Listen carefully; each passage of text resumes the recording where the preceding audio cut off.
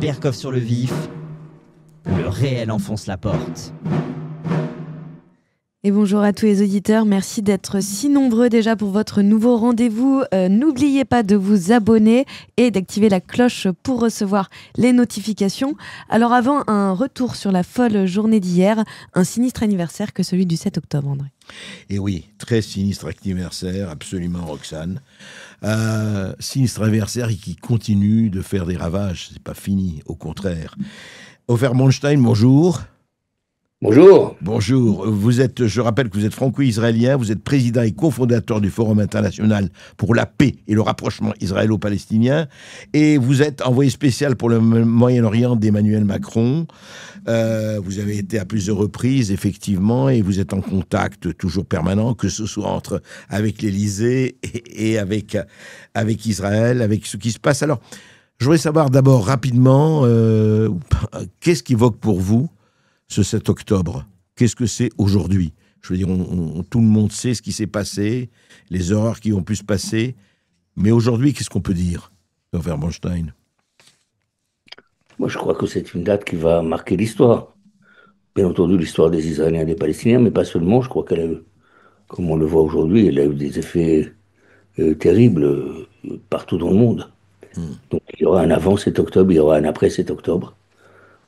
Pour moi, ça a été un choc. Vous savez, je connais bien le conflit israélo-palestinien, mais cette ampleur de sauvagerie et l'ampleur de ce massacre, et surtout, ils ont attaqué le cœur d'Israël. C'est surtout des civils qui ont été touchés, des gamins qui étaient en train de danser, qui parlaient de paix et d'amour, des kibbutzim dans le sud d'Israël qui sont connus comme étant pour la paix. Ils n'ont pas fait, entre des enfants de 2 ans et des vieillards de 90 ans, n'ont pas fait de différence. Bon, il y a une énigme encore qu'on n'a pas réglée, que les Israéliens demandent, et j'espère que l'exécutif le fera, c'est qu'il y ait une commission d'enquête pour essayer de comprendre cette catastrophe sécuritaire.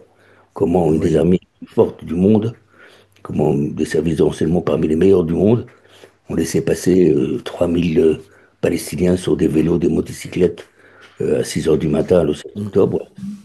Et ensuite, Et justement, Ofer Bronstein, ça permet à un certain nombre de gens qui disent, mais est-ce qu'il n'y a pas eu à certains niveaux, soit de la connivence, soit de la complicité, où on ne pensait pas que ça allait... Parce qu'effectivement, on sait que le Mossad, le Shin Bet, on les a toujours dit, c'est les meilleurs services d'intelligence du monde. Alors, on saura peut-être un jour, mais comment il se fait que quelque chose de cette ampleur n'a pas été empêché, quoi. C'est vrai que la question est posée. Mais il faut la poser. Et on le doit aux Israéliens de leur répondre. Comment la sécurité de milliers de citoyens israéliens du sud, de tout le sud d'Israël a été mise en danger par une faute sécuritaire de cette ampleur. Mettons, à qui paye le crime? Est-ce que ça a arrangé quelqu'un?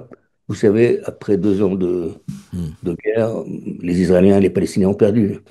Je ne vois pas qui Tous gagne. les deux ont perdu, vous voulez dire. Les deux ont perdu. Ah oui, Ouais. ah oui. La société israélienne est complètement divisée, elle est fracturée, elle est traumatisée. Elle a senti qu'on remettait en question son existence même. Elle ne vit que pour la libération des otages.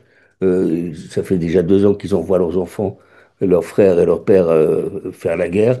Une guerre dont ils ne comprennent plus le sens, parce qu'un monde elle n'a plus de sens, parce que ses objectifs n'ont pas été atteints et ne seront pas atteints. Et puis, il faut bien dire, des dizaines de milliers de Gazaouis ont été tués aussi. Enfin, la guerre dure depuis 2 ans et il y a quand même un sacré nombre de morts et de blessés.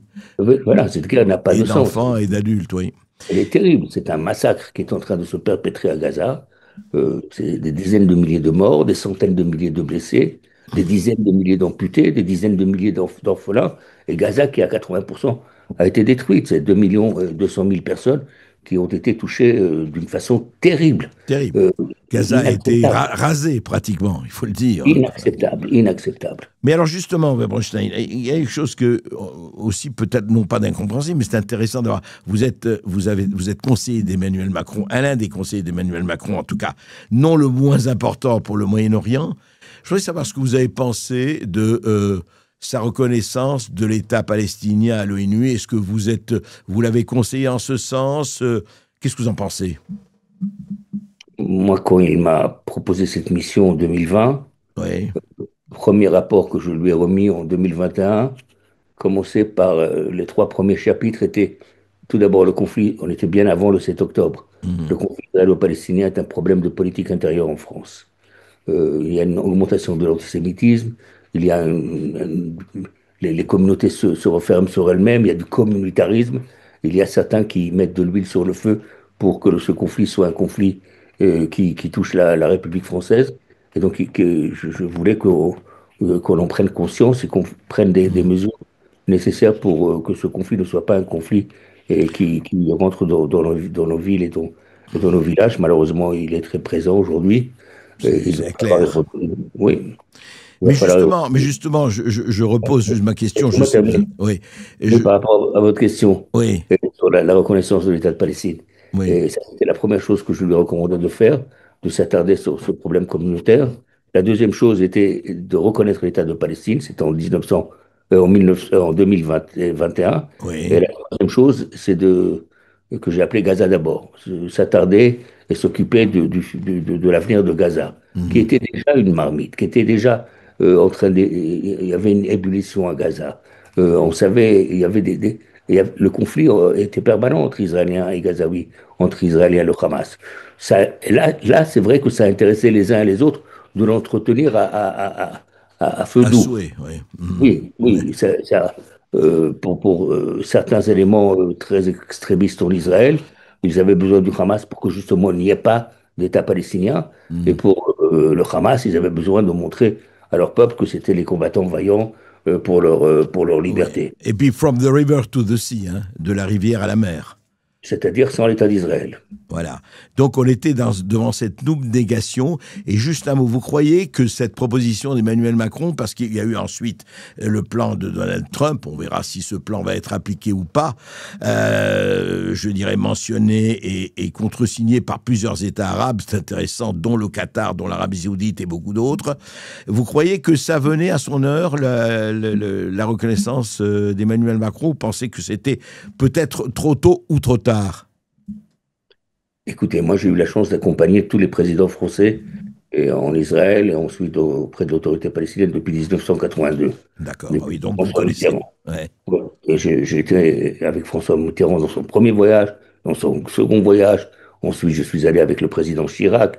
Ensuite, je suis allé avec le président Sarkozy. Ensuite, je suis allé avec le président Hollande. Et enfin, je suis allé deux fois avec le président Macron. La position de la France n'avait pas changé depuis cette époque. Tout d'abord, la position de la communauté internationale n'a pas changé. La solution est une solution de deux États. Respecter la sécurité d'Israël et respecter Et un État palestinien, absolument. Beaucoup de l'État gens sont palestinien. d'ailleurs sur cette ligne, bien sûr. Donc Mais, ça n'a pas changé ça n'a pas changé depuis 50 ans. ouais, Et de plus est, tous les présidents français ont dit on est pour Israël, on se bat contre l'antisémitisme, etc. On est des amis, mais il faut reconnaître aux Palestiniens le droit à l'indépendance et à la liberté. De plus est, l'Assemblée nationale française et le Sénat français ont reconnu l'État de Palestine déjà il y a 10 ans, 9 ans. Donc ce qu'il manquait, c'était la signature présidentielle. Et ouais. donc, je pense qu'il était temps que la France prenne un leadership et dise, voilà, il est temps maintenant que nous aidions les Israéliens et Palestiniens à traverser cette période terrible. Ils n'y arrivent pas seuls. On a besoin de les aider. Nous, les Européens, nous sommes les contributeurs principaux de l'autorité palestinienne. Ouais. En 25 ans, ça nous a coûté 50 milliards d'euros. Nous sommes les partenaires les plus importants économiquement, et pas seulement économiquement, Oui. d'Israël. Mhm. Il y a une grande communauté musulmane, une grande communauté juive en France. Donc la France va prendre le leadership. Et le président Macron l'a bien fait. Moi, j'aurais voulu qu'il le fasse avant. Mais Mhm. je pense qu'il a bien fait. D'ailleurs, Mais Ofer Mondlane, oui, mais juste un mot. Écoutez, aujourd'hui, quand on regarde, est-ce qu'on n'est pas très très très loin? Je veux dire, est-ce que ça n'a pas, on a l'impression effectivement qu'on est quand même encore très loin, qu'il va peut-être y avoir des accords, mais est-ce que profondément, comment ça peut se réaliser? Parce que il y a deux négations et deux négations ne font pas une paix. Je veux dire, il y a une espèce de volonté des uns d'éradiquer Israël, la volonté des autres de faire le grand Israël, et je ne le mets pas dos à dos. Mais on a l'impression que tout ça va encore durer des années, hélas. D'abord, ça a déjà duré des années et des années. C'est vrai. Ce qui a changé le 7 octobre, c'est que la communauté internationale a décidé de s'accaparer du problème et de, je ne dis pas forcer, mais enfin d'impulser des solutions. Ça a été la France et l'Arabie Saoudite il y a 1 an. Ensuite, ça a fait boule de neige et beaucoup de pays se sont joints à la France pour la reconnaissance de l'État palestinien. N'oubliez pas Trump aussi. N'oubliez pas Trump aussi. Oui, mais je vais parler des Américains. Ouais. Tout en exprimant leur solidarité avec Israël et la volonté de garantir la sécurité de l'État d'Israël. Puisque l'initiative, à la base, est franco-saoudienne.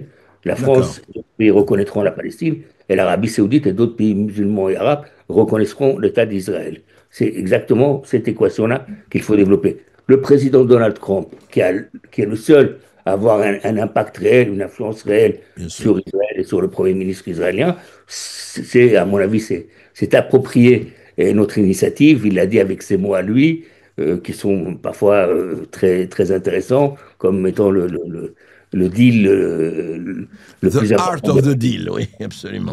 Oui. Donc moi, je suis ravi que les Américains se sont associés, qui imposent aujourd'hui des pourparlers entre Israéliens et Palestiniens pour terminer cette guerre et libérer les otages israéliens et envisager l'avenir. Alors maintenant, lui, il envisage une société privée entre lui et Tony Blair. Ça ne se fera pas. Ceux qui payent ont le droit d'être autour de la table. Et ceux qui payent, ça va être surtout les pays du Golfe et l'Europe. Donc on va avoir jeudi prochain une réunion de ministres des Affaires étrangères des pays arabes ici à Paris pour justement préparer le jour d'après. Eh bien, écoutez, espérons que... Oui, je vous en prie. Vous avez posé une question très importante. Après tellement de temps, qu'est-ce qui me fait croire que c'est encore possible? Je vais vous dire ce qui me fait croire que c'est encore possible. Que les deux peuples sont fatigués. Les deux peuples ont compris que par la violence, ils ne vont pas régler le problème. Les deux peuples ne veulent pas qu'on leur kidnappe l'avenir de leurs enfants par des terroristes et des extrémistes minoritaires du côté palestinien et par des extrémistes messianiques, suprémaciques et du côté israélien. Donc, mais ils ont besoin d'une aide. Pour la première fois, la communauté internationale, avec le leadership de l'Europe, je crois, et les Américains, bien entendu, s'est approprié le problème et va, dans les prochains mois, mettre une feuille de route très claire aux uns et aux autres pour arriver à un accord. Et c'est pour ça que la reconnaissance de l'État palestinien était pertinente. Parce que jusqu'à maintenant, on a dit, on va négocier, et à la fin des négociations, il y aura un État palestinien. Aujourd'hui, non, on dit, il y a un État palestinien, après vous négocierez les détails. En tout cas, il est là, en tout cas, on le reconnaît, même s'il n'est pas encore existant au vrai sens du terme. Il faut respecter la souveraineté des uns et des autres, il faut qu'Israël soit reconnu par les pays musulmans et arabes, et il faut respecter la dignité et la liberté pour les Palestiniens. La vraie double reconnaissance. Eh bien, écoutez, amen. Amen. Merci beaucoup. Merci à vous.